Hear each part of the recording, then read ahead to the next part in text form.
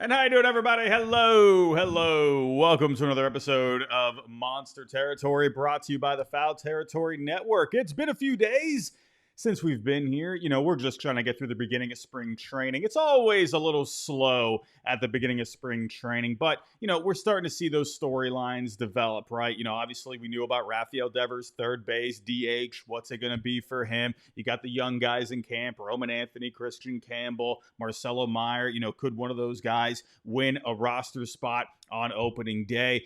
We even got something at the back end of the rotation right now. Obviously, Brian Bayo, Cutter Crawford, still, working themselves along, trying to get caught up here. But could maybe someone like Richard Fitz or Quinn Priester grab a spot in the rotation for opening day? So there are some things that we're paying attention to here. So to try and help us get through the beginning of spring training, I'm going to go through some hot takes that all of you at home submitted to me. So what this is, every once in a while, I'll go on Twitter or I'll go on the community tab on the channel and I'll say, hey, give me a hot take. Give me something spicy. Tell me something that you think is going to happen. Give me a prediction. Give me a thought, whatever it may be. And I'm going to react to it, give you my thoughts. I'm going to let you know if I buy it, if I sell it. It's always a pretty good time. We're going to do this a bit this year. It's always fun to hear your thoughts at home. And, we're going to be doing post-game coverage throughout the season. But, as the season goes on and as it develops, it's always great to hear your thoughts at home. But before we do dive into the hot takes, we do have a word from our sponsor. I'm going to let the guys over at Foul Territory take it over. FT fam, if you love ripping packs of cards, there is a modern way to do that now on Arena Club with their slab packs and crats. I know you love ripping slab packs and getting that sweet card that you've always been looking for. Yeah, and you don't have to go through all the other ones, all the Kratz cards that are in there. Bang, you just get the big one, the one that you're just peeking right around the corner when you open that pack, the one you expect to get.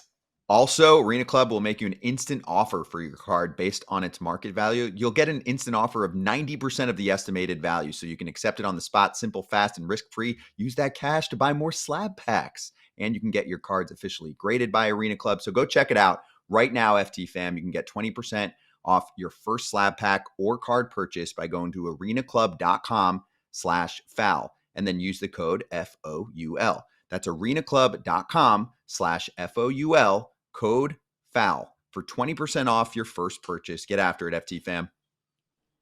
All righty. Thanks to the guys over at Foul Territory. Again, use the code FOUL. You get 20% off. It's a great deal. If you are with us here on YouTube, you can just find the link down below in the description. If you are listening to us via podcast, whether that's on Spotify or Apple, wherever it may be, again, use the code FOUL, FOUL, and you get 20% off at Arena Club. Now, let's get this started here. And if you are with us on YouTube, you can obviously see that I have the hot take on the screen.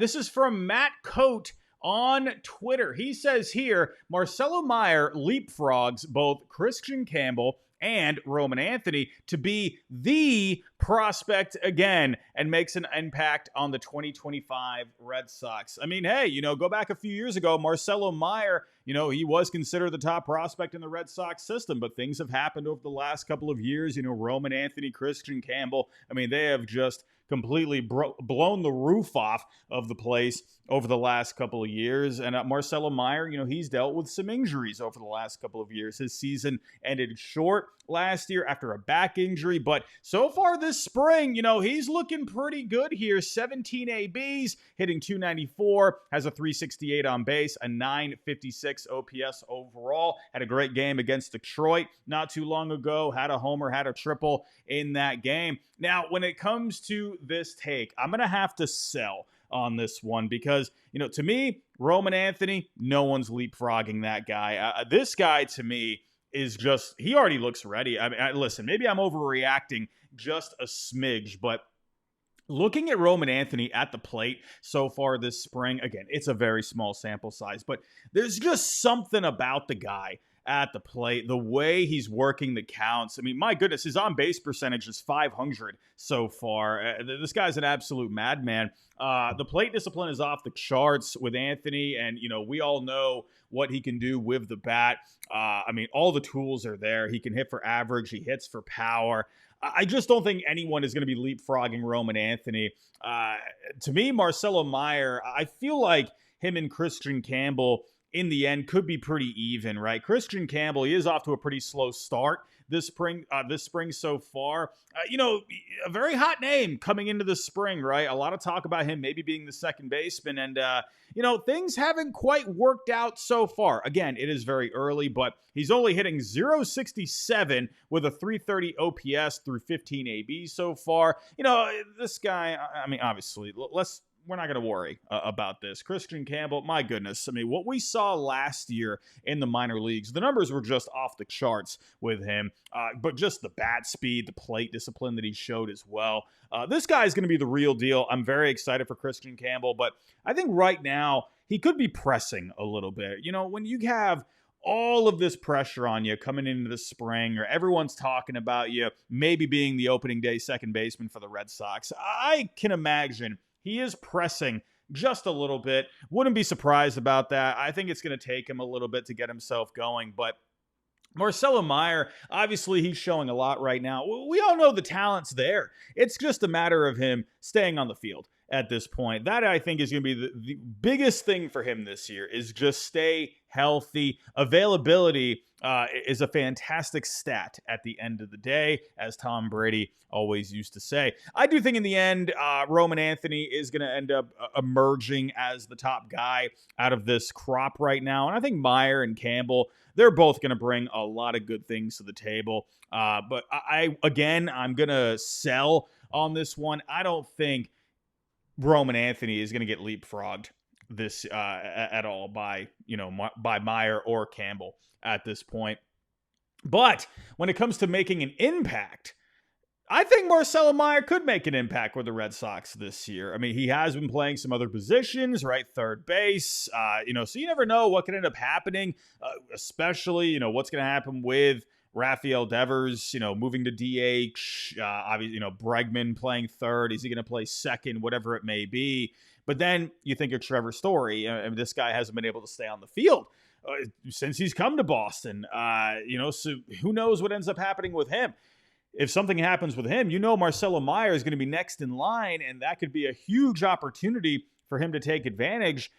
Again, I love the talent of Marcelo Meyer. I think there's a lot there. I've talked with a couple of the prospects in the Red Sox system. I've talked with Alex Cora, and they all share the same opinion. Just a good overall player, just a professional player, goes about his business. He's just very talented in all aspects of the game. Just a well-balanced player overall. I would not be surprised at all to see Marcelo Meyer really grab the bull by the horns this year. But again, I think a lot of that's going to come down to what's going to happen with Trevor Story, what's going to happen with the health in the infield. But again, Marcelo Meyer, there is a lot to like with him. Now, let's move on to the next hot take, shall we? Let's move on to the next hot take. We have GMags9502. He left this on the YouTube channel. He says here, Roman Anthony and Christian Campbell combine for a 6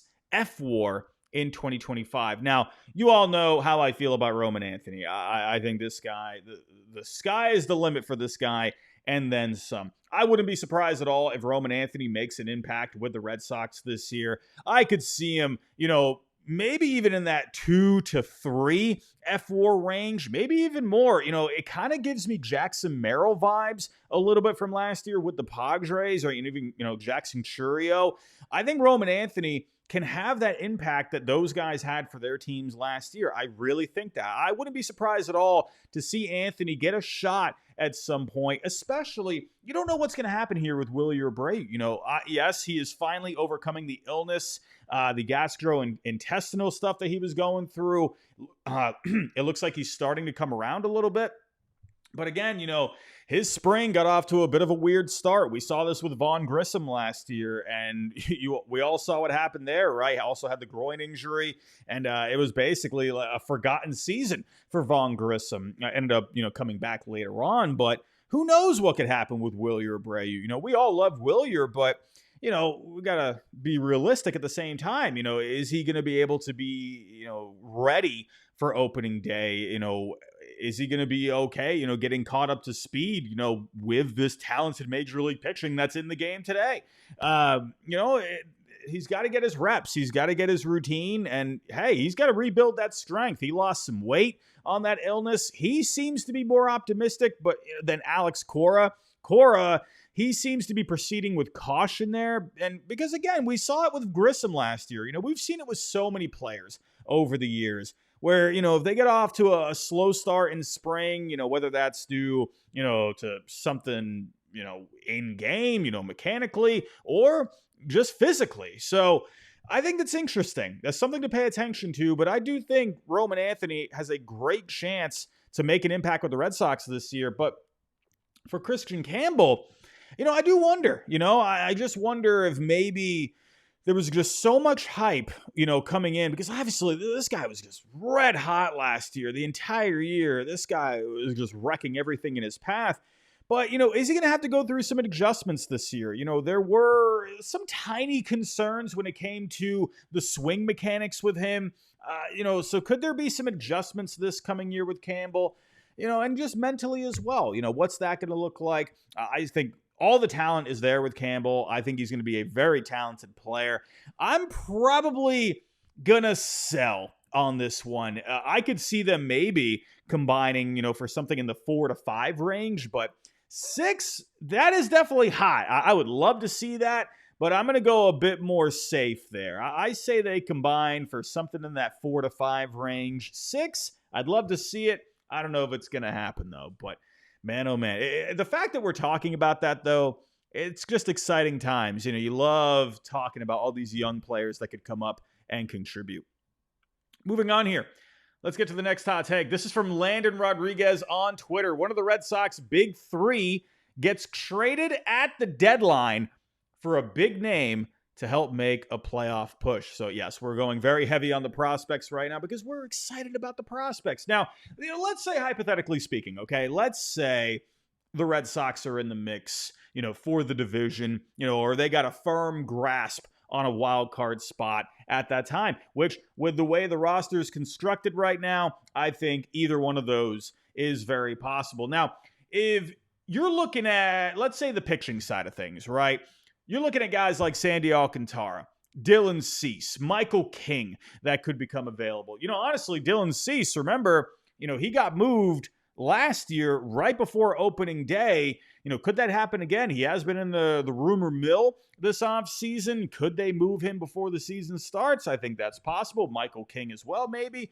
But these are a few big names when it comes to the pitching side of things. I would think if the Red Sox are going to add anything at the deadline, I think it's going to be pitching, right? When it comes to the offense, yeah, there definitely could be some bats out there, but I just really like the way the position player side of things is looking right now for the Red Sox, and especially with all the young talent they have. I don't think a bat, or at least a big name bat, is going to be something they look for. I think it's more likely you're going to see something on the pitching side of things. Like I mentioned, got some starters here: Alcantara, Cease, Michael King, or maybe something for the bullpen. Someone like Ryan Helsley. He's going to be a free agent after this coming year. I could definitely see Ryan Helsley as a target for the Red Sox. There are some question marks with the bullpen right now, but would it take one of the big 3 to acquire one of these guys? Well, I'm going to say this right now: Dylan Cease, Michael King, no. You would not have to give up one of the big 3. That would be just ridiculous because they would be, a rental for a couple of months. Now,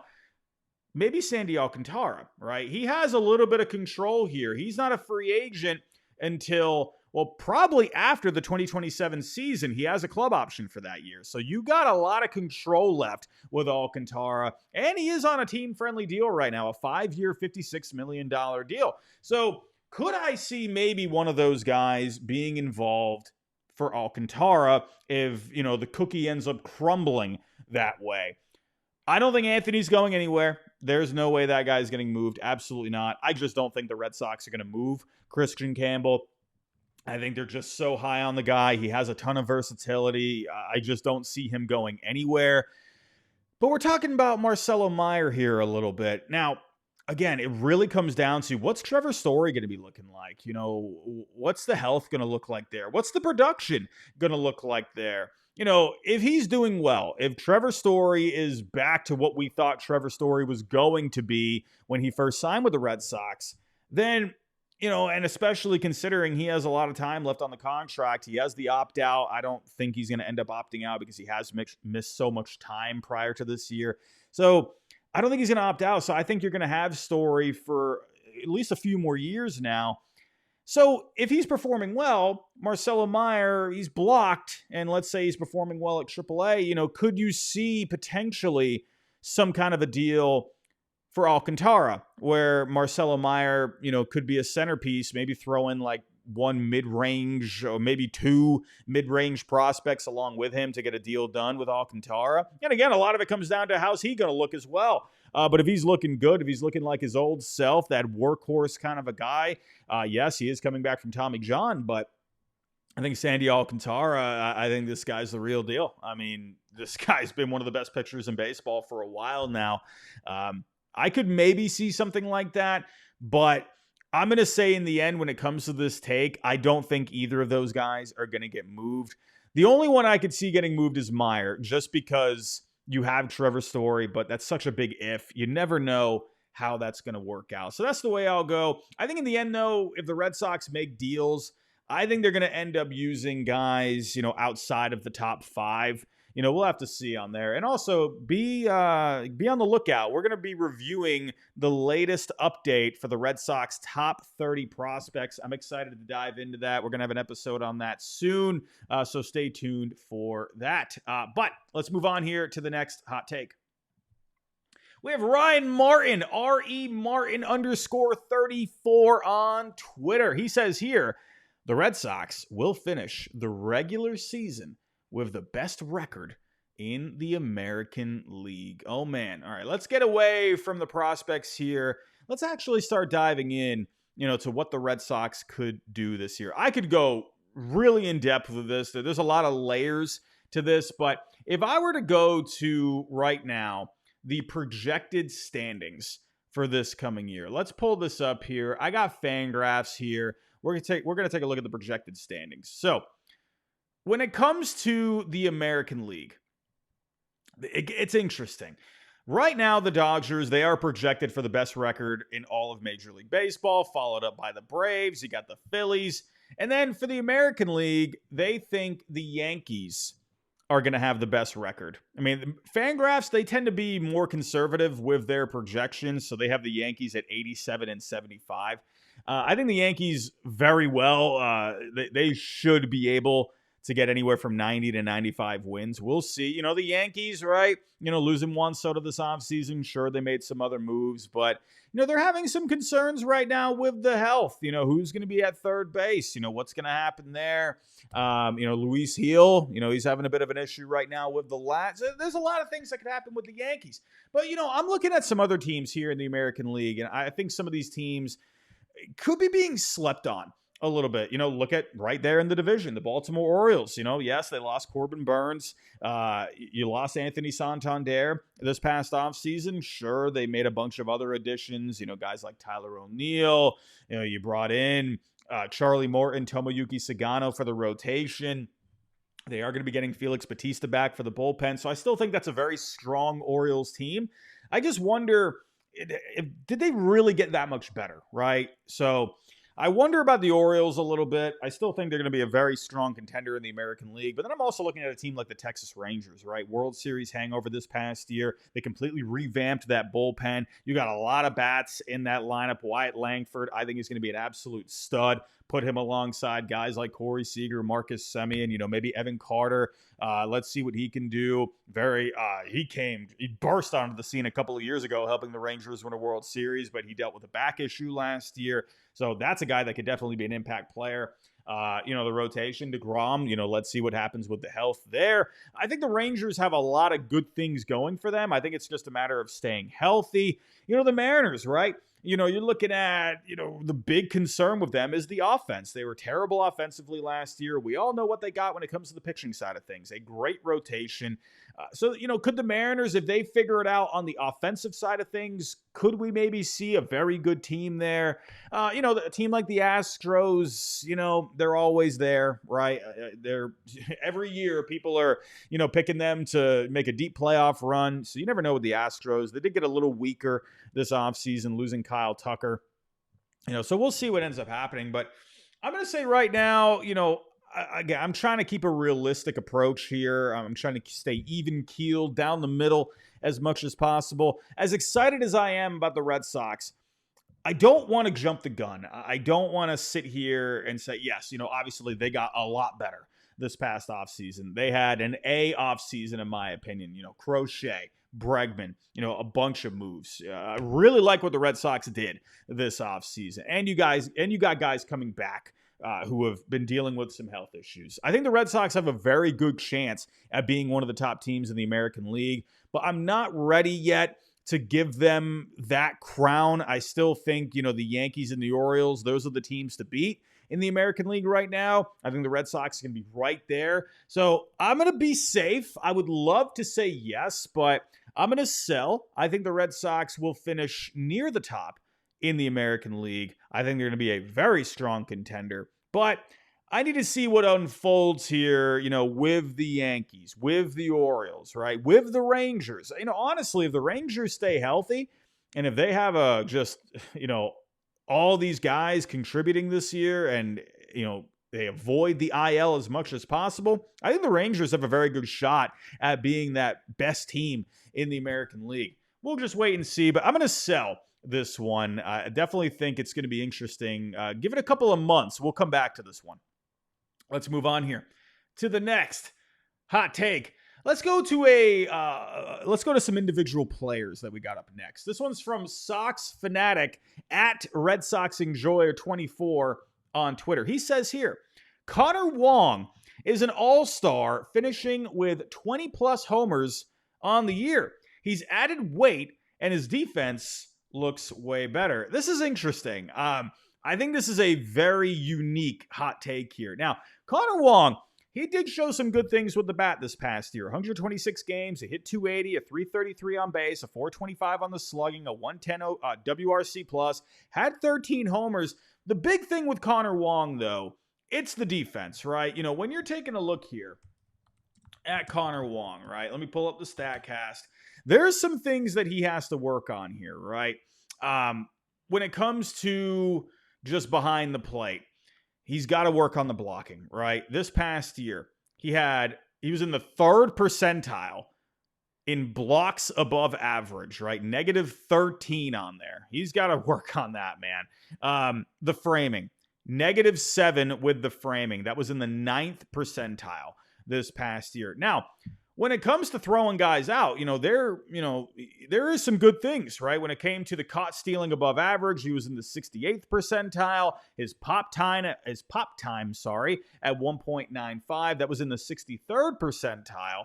So I think when it comes to the runners, the arm, yeah, there's a lot of good things there, but he just has to work on the defense behind the plate. He's got to work on just the pass balls there. He's got to work on getting a bit more out of the framing side of things. He's got to help these pitchers out a little bit more. But I do think if he can take that step forward defensively as a catcher, I think there's a lot of possibilities with Connor Wong. And like Sox Fanatic mentioned here in the tweet, saying that he has added on some muscle, right? He does look very good physically. He looks like he has been hitting the gym this past offseason, right? And, he got a full season under his belt, right? He's just about to turn 29 years old. I think this is very possible. But the one thing I'm afraid of with Connor Wong, and this was something I paid attention to last year. His batting average on balls in play was a 348.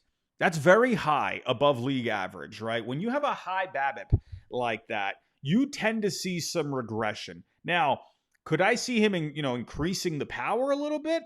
Sure. I think you could see someone that could get in, that 15 to 20 range. I think that's possible. But when it comes to just the overall offensive game, the BABIP again was high. Not a very high walk percentage last year, 5.7 walk percentage. The strikeouts were a smidge high, right around 23.5%. So when it comes to the overall offensive approach with Wong, I'm going to proceed with caution there. I think you could still see some pop, especially the right-handed swing, half a season at Fenway Park. I think 20 homers, especially with the added strength this past offseason, just looks like he's in great shape. I think that's possible. Again, though, he's going to have to make up a lot on the defensive side of things. And I think when it comes to the overall approach at the plate, I think there's something, there's a little to worry about there. I'm going to say with Wong, I'm going to say probably not on being an all-star, but I could maybe see the 20 home runs. I'm going to leave that open for a possibility there. But all-star, I really just need to see it because the defense was just so bad last year. It's really hard to say that he's going to be able to take like that big of a step forward to be able to become that all-around catcher. I don't know. I just think that's a little too much to make up at this point. I could see some improvements, but big-time improvements, I'm not so sure about that. So I would love it, though. I would absolutely love it. Moving on here, let's get to the next hot take. And we got another one here. We got Sedane Rafaela Enjoyer at Rafaela Enjoyer on Twitter. He does great jersey swaps. He's very good with the photo editing. Go check him out. Go give him a follow. He does great work. But he says here, and this is one that I've seen other people talk about, Sedane Rafaela wins the MVP. This one, I've seen people talk about it. I gotta sell. I feel like I'm selling a lot here. I'm gonna get to some buys here in a second, but when it comes to this one, I'm just not really sure. I'm not really sure about this one.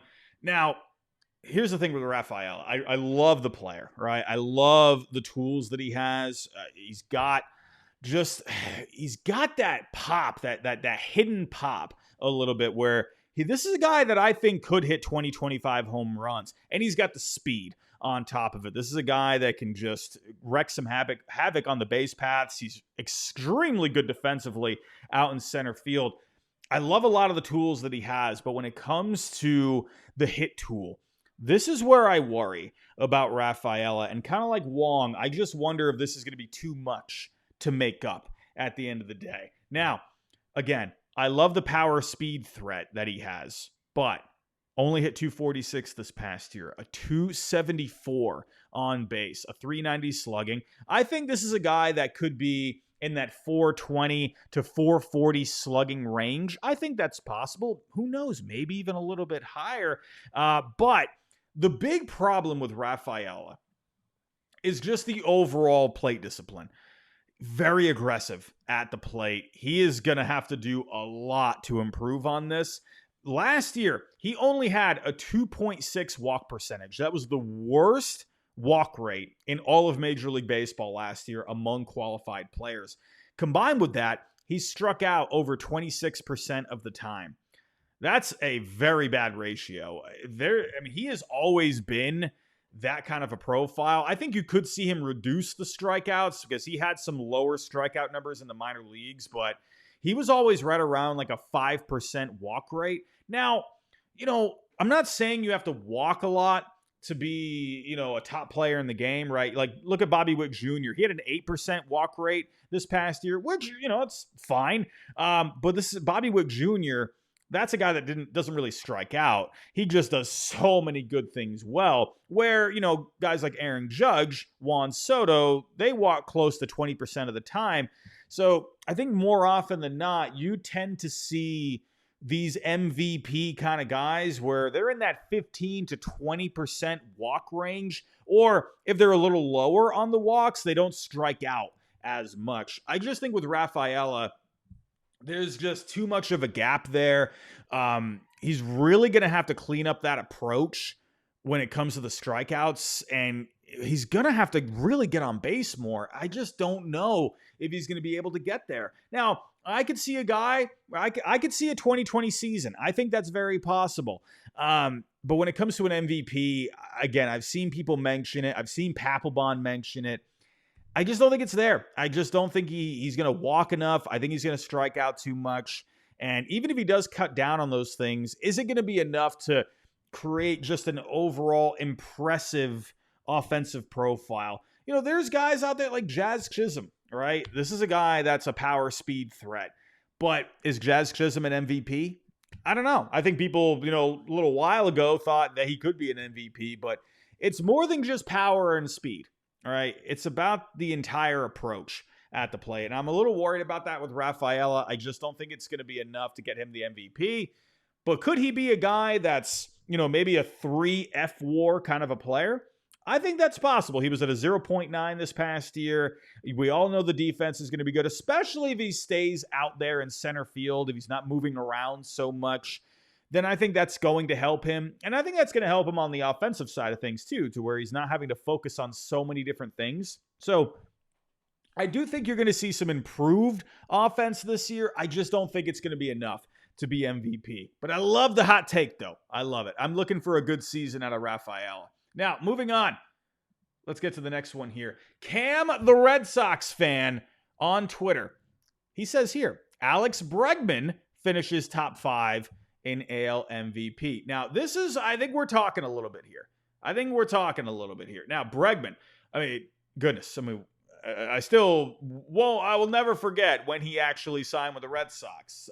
Just an incredible moment, right? After so many years of the Red Sox just not doing anything in free agency, they go out and just make that incredible move to bring him in. Loved it. I think this is possible. I do think, now, will he win MVP? I don't know about that. But a top 5 finish? I think it's possible, because here's the thing when it comes to MVPs. Every year, there's always some kind of a storyline with the MVPs. And I think Bregman, he brings that to the table here with the Red Sox, right? He was the guy they brought in. If they get to the playoffs, people are going to look at this guy, especially if he has a good season, as him being the difference maker. That, I think, is something you always need to have a storyline when it comes to MVP voting. That's just how the voters are, right? But Bregman, with half a season at Fenway Park, I think you could see some very good numbers. Now, I do wonder if that power... So I'm going to explain this very carefully. Now, when it comes to the power with Bregman, he's always had some help with the Crawford boxes there, with his pull swing, and the batted ball metrics have come down a little bit over the last couple of years.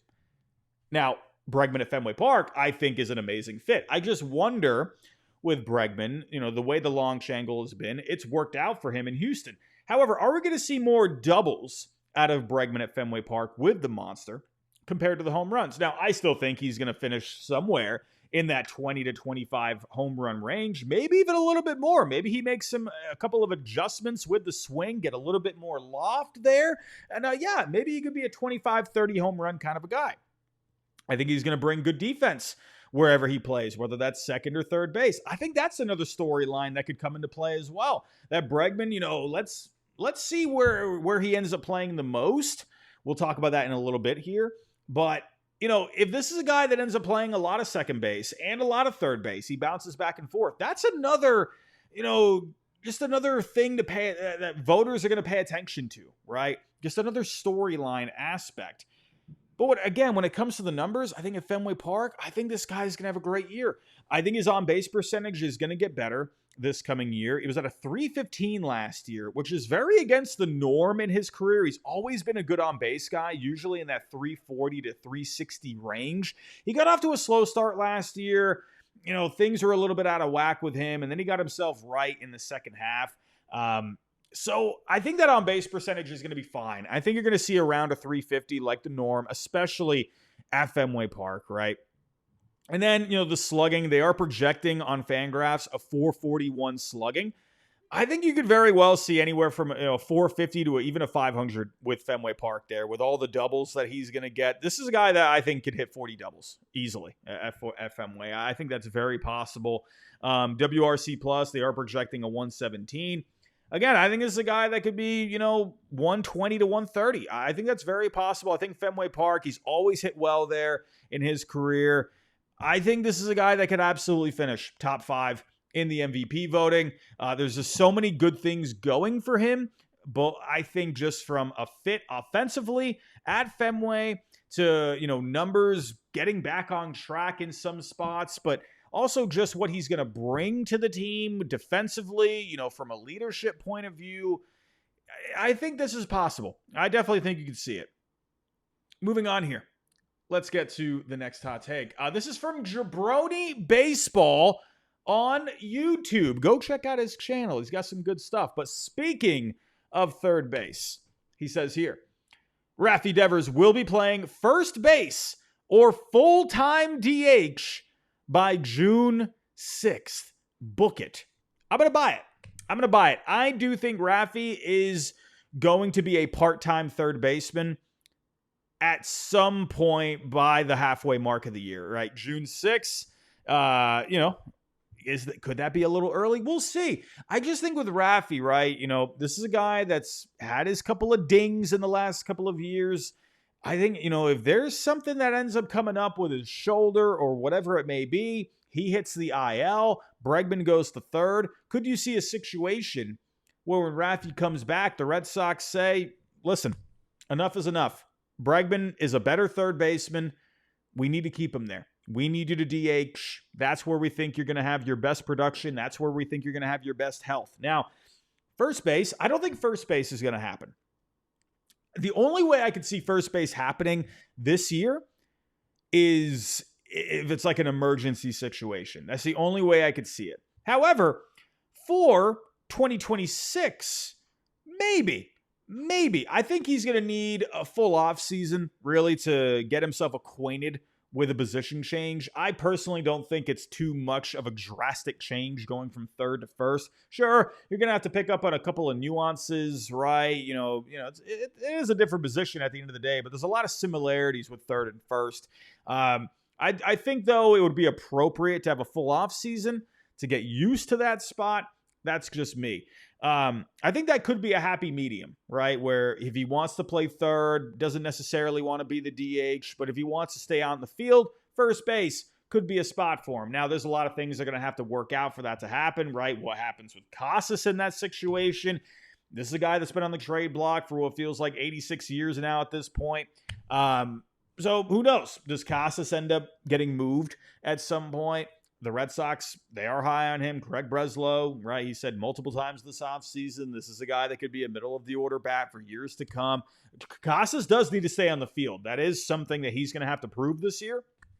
But I think if Casas, figures that out, yeah, that's a guy that could give you great production in the middle of the order. So, what happens with him in that situation? I think it's more likely Rafi ends up being the DH.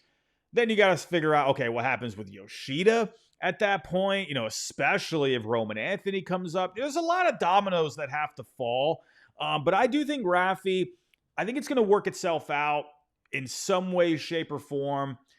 I just think Rafi is going to be in that DH spot. I just think you're leaving too much good defense on the table, especially if Christian Campbell is ready or if Vaughn Grissom is performing. Don't forget about Vaughn Grissom here. I wouldn't be surprised at all to see Christian Campbell start the year in the minor leagues and Vaughn Grissom getting a chance out there. Don't sleep on the guy.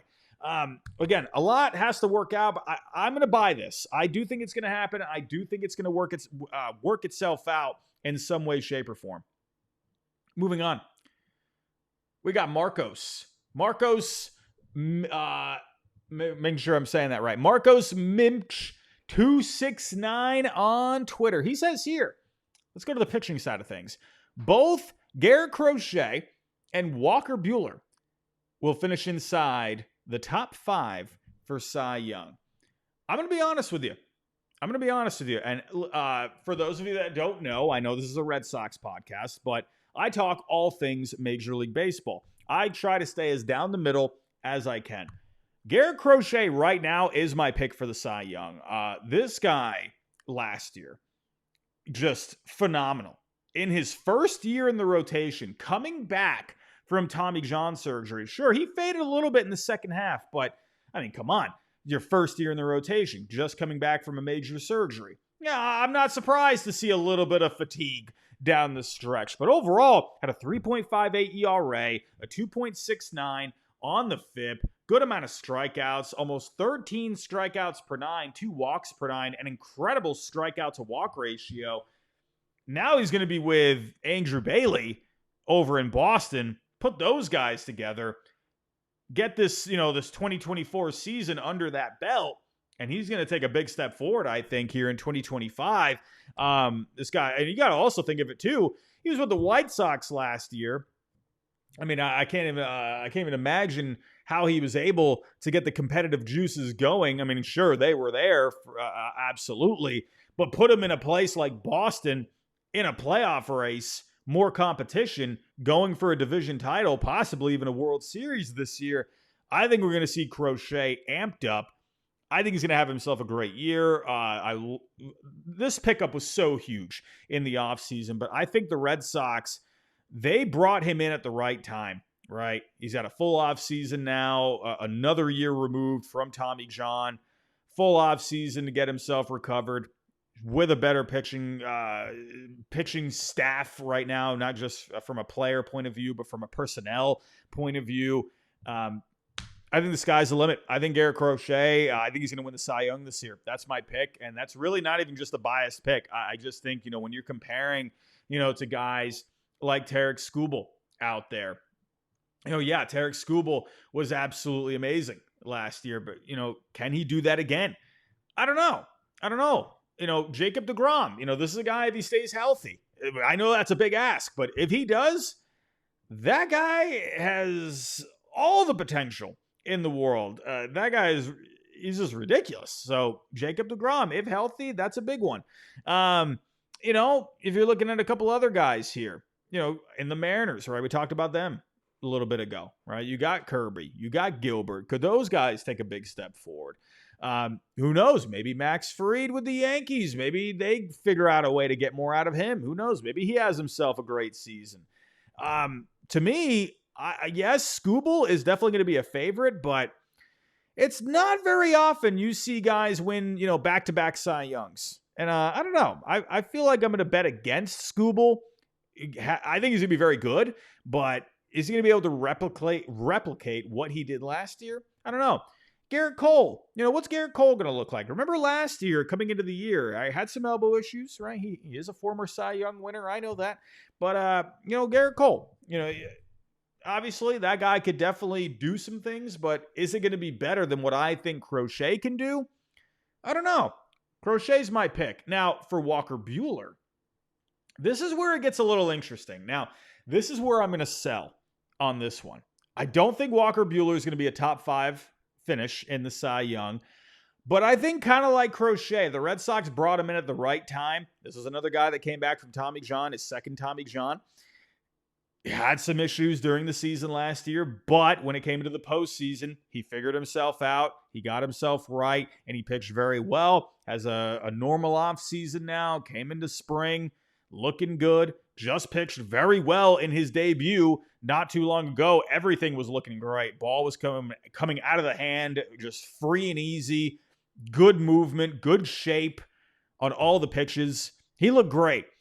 However, is it going to be enough to finish top 5? And, yes, bring up the Andrew Bailey factor. There are going to be, I think, some tweaks when it comes to him. I think they're going to reduce the fastball usage a little bit. That was his most used pitch. And we all know what the Red Sox did last year. They reduced the heck out of fastballs. So, I think they're going to start utilizing the sinker, maybe a bit more of the cutter, right? They're going to go with that sweeper a little bit. I think Buehler is going to have himself a very good year. Will it be enough for top 5?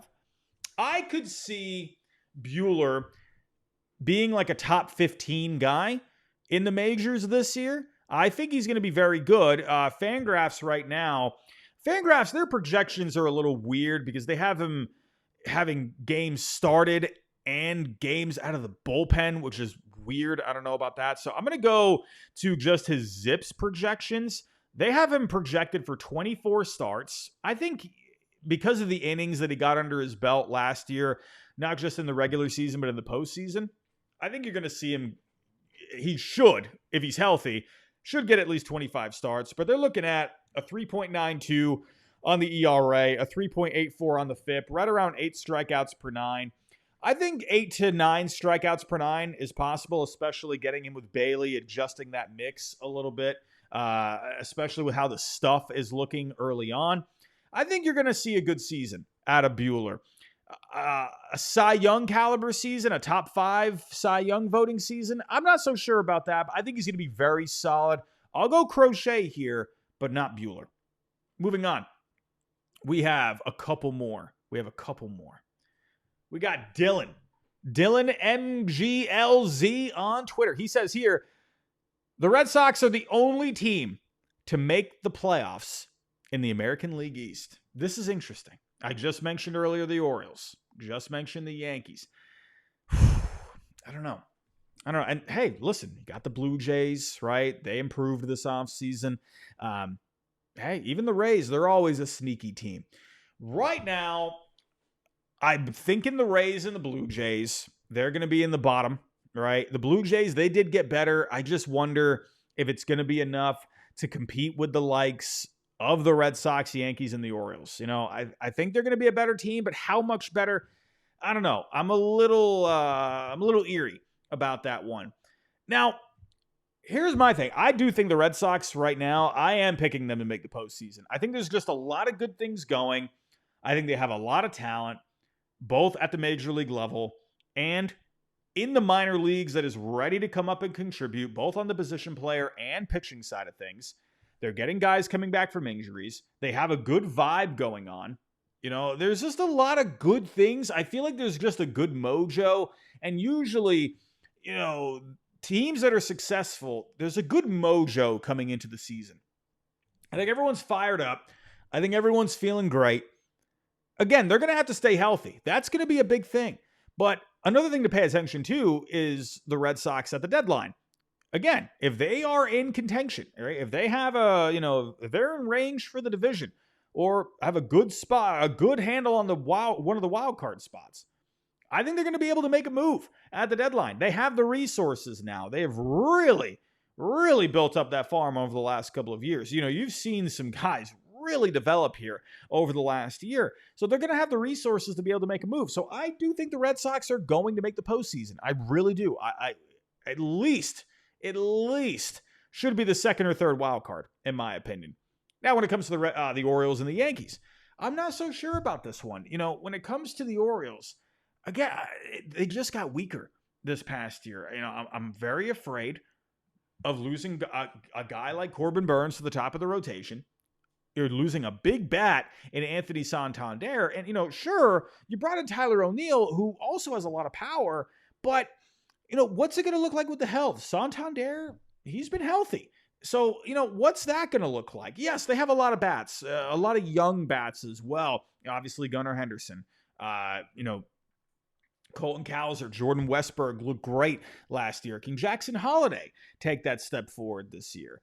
You know, Adley Rutschman, is he going to be able to improve on a bit of a down year this past year? So the Orioles have a lot of potential when it comes to the offensive side of things. They should be one of the best lineups in the game. I do worry about the pitching side of things, right? Zach Eflin, you know, he was dinged up a smidge last year. He was having a couple of issues with the shoulder. Grayson Rodriguez missed a lot of time. I think Grayson Rodriguez, he is a big factor here for the Orioles in how successful they are. If he's healthy, full season, I do think this is a guy that has the potential to be the ace of your staff. His stuff is that good. I think G-Rod, he's a big X factor here. He's not just he's a factor, but he's also just an X factor, if that makes sense at the same time. You're right. You brought in Morton, Sagano, a couple of veteran guys, but how much are they going to be able to give you? I think there's a chance when it comes to the Orioles, when it comes to the pitching side of things, I do worry about that. I wonder if this Orioles team, winning 91 games last year, with the Red Sox getting better, with the Yankees, even though, yes, they lost Soto, they brought in a lot of guys this offseason. They still have a lot of talent there. I wonder if you could see a situation where the Orioles, they miss out of the postseason by like a game. You know what I mean? Like, they're going to be right there, but when you got all this competition in the American League, you know, again, a team like the Rangers, I think, is a team to look out for this year. You know, the Mariners, I think, should be better. after the managerial change this past year, bringing in Edgar Martinez, to lead the hitting side of things. The Mariners are going to be strong. You know what I mean? Like I said, even the Blue Jays, right? They did improve. Could they be right there? We'll see. But, even in the Central, right? The Tigers, this is a team that went on a good run last year. The Guardians looked great last year. The Royals are right there. So I think there's a chance where a team like the Orioles, they could end up just missing out. And I just wonder about the health. I wonder about the pitching side of things with the Orioles. And then the Yankees, right? The Yankees right now, obviously, losing Soto was a big blow. You did bring in Bellinger. I think that was a decent fallback option. I think he's going to fit very well at Yankee Stadium. You are going to get a full season out of Jazz Chisholm. I feel like with Jazz, when it comes to him, right, what's the health going to look like?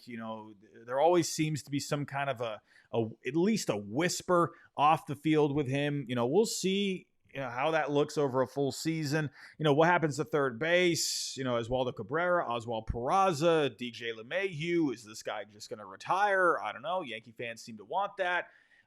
The rotation, you just lost Luis Heel. Who knows? Could that end up being a lingering thing throughout the year? That would be a big loss. He had a great year last year, but you did bring in Fried. You're going to need better production out of Stroman. He hasn't looked great. Bullpen, yeah, sure. Devin Williams, one of the best closers in baseball. Luke Weaver going back to the setup role. You got some good arms here, right? You got, Cruz, Hamilton. You brought back Tim Hill. See, I still think the Yankees are going to be one of those postseason teams. If I'm looking at it, I think the Red Sox and the Orioles right now, those are the teams that I think are going to be, they're going to be that other team. I don't think the Red Sox are going. I don't think there's only going to be one team out of the American League. Right now, I think there's going to be two, and I'm thinking Red Sox and the Yankees.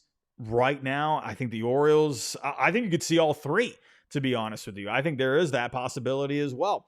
I just think there's going to be more than one team out of the American League East is what I'm saying. But I'm going to sell on this. I don't think the Red Sox will be the only team to make the playoffs out of the AL East. Now, we got one more. We got to end this on the highest note possible. The Red Sox make it to the World Series. I mean, listen, I haven't really gone through my predictions as of right now. I haven't really thought it out. I kind of crunch the numbers as much as possible. Right? I give my gut feeling on things. I'm usually very wrong with my predictions. I think the American League, it's such an interesting league right now, right? When you're looking at the National League, there's a lot of beef at the top of the National League, right? Obviously, you got the Dodgers. Obviously, the Braves are going to be right there. The Phillies are always strong. The Mets adding Soto. The D-backs look good. The Cubs look good, right? So, when it comes to the National League, I think it's a bit more predictable. But the American League right now, I think it's just very up in the air, right? There's a lot of things that could happen, right? Especially from a health point of view. I feel like there's a lot of injuries to pay attention to in the American League with a lot of these teams, right? Even when you're talking about the Yankees, Aaron Judge, not too long ago, this is a guy that was considered a big injury risk. Just a couple of years ago, he missed a lot of time. The Rangers, they're full of injury risks, right? Like I said with the Orioles, you got some injury risk there too. A lot. I think there's more unpredictability in the American League. So this is where I think the Red Sox, if they end up staying healthy, right? I think a lot of things are going to have to work out for this. But if the Red Sox stay healthy, especially on the pitching side of things, and they keep these good vibes going, and they get this young talent that comes up, like Roman Anthony, like Christian Campbell, or like Marcelo Meyer, right? Whatever it may be. I think there's a lot of good things going for the Red Sox right now. They just feel a lot deeper than I can't remember the last time they felt this deep, right? You go back, obviously, 2018, you just felt like you had talent for days. But in a way, this team, especially from an organizational point of view, they feel deeper than that team. I'm not going to say they're more talented than that 2018 team. That team was just ridiculous. But when you're looking at it from a an organizational point of view, right? Guys down in AAA, AA that could come up and contribute. I think the Red Sox arguably could be stronger than the 2018 organization at the time, not the major league team. But again, it's so hard to say, but I think there is a chance where if everything goes right, and this kind of goes for every team, right? But I think for the Red Sox especially, because they have a lot of talent on the pitching side of things now. They have a bona fide ace. They got some good depth there. You even got some young guys on the pitching side of things, right? You've brought in, and also I'm going to point this out too. Lucas Giolito, could he end up being an X factor this year? Look out for him. But, on the pitching side of things, right? Richard Fitz, Quinn Priester, I mentioned them at the beginning of the show. A guy like Hunter Dobbins could maybe come up this year and possibly contribute, right? You're looking at Luis Guerrero for the bullpen that could maybe do some big things. There's a lot of guys that could help. I do wonder if the Red Sox are deep enough on the pitching side of things to be able to go on a run that's going to be able to, carry them to the World Series, because there is some injury risk in this rotation. That is just being realistic at the end of the day. Yes, I love Crochet. I love the addition of Walker Buehler. Lucas Giolito, right? What's going to happen with him, right? He just had elbow surgery, right? So there is injury risk. I wonder if the Red Sox are going to be deep enough. That's why I do wonder. I keep saying the word wonder, but someone like Sandy Alcantara, if that could end up being something, or just going after a rental like a Dylan Cease or a Michael King. I think that could be possible depending on how things shake out.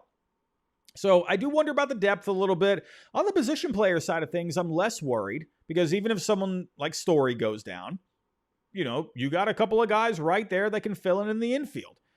However it shakes out. Roman, Willie Abreu, if he's a little slow, right? If, things aren't going quite right, you got Roman Anthony, who looks like he's ready to take a step forward. There's a lot of, and then when you look at the progression side of things of guys taking a step forward, not just Anthony, but guys like Rafaela, who could maybe do some more this year, right? Casas, what's he going to look like? Obviously, the health is a big thing. There's a lot of good things for the Red Sox. I just think they're going to have to stay healthy, and they're going to have to stay healthy on the pitching side of things, in my opinion. I don't know, maybe I'm just a little bit more pessimistic as a Red Sox fan. I'll probably sell on this one. I'm going to be honest with you, I really like the Rangers, but a lot of things are going to have to go right for them too. I think the Red Sox have a good chance to appear as the American League representative for the World Series. But if you're accounting for all the things that could happen, I think there's a lot of things that could end up causing some issues, especially for the pitching for the Red Sox. But there is definitely enough talent here. And I think the mojo is very good. I think the feelings are good. I think things are just looking up for them right now. So I'll probably say no on this, but I think they do have a shot. But everyone, I'm going to wrap it up right there. Just wanted to go through some hot takes with you. It's been a few days since I've come on here, done an episode, wanted to kind of jump back in. But we are going to be having Rob Bradford joining the next episode. Going to ask him his thoughts on just everything right now.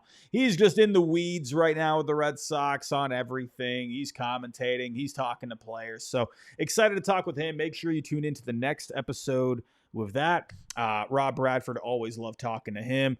And we're going to be going over the updated top 30 prospects at some point here in the next week. Excited to talk about that. But everyone, that's all I got here for today. If you are with us here on YouTube, give us a like, subscribe if you're new. We're trying to get to 4K by opening day. And if you're with us here in audio format, whether that's Spotify, Apple, wherever it may be, give us a 5-star review. Make sure you subscribe on there. Make sure you have the downloads ready for whenever I put up a new episode. But everyone, that's all I got. Thanks for coming out. Thanks for watching this episode or listening wherever you may be. If you're on your way to work, enjoy the rest of your day. If you're with us here tonight, go enjoy the rest of your night. Everyone, I'll talk to you next time.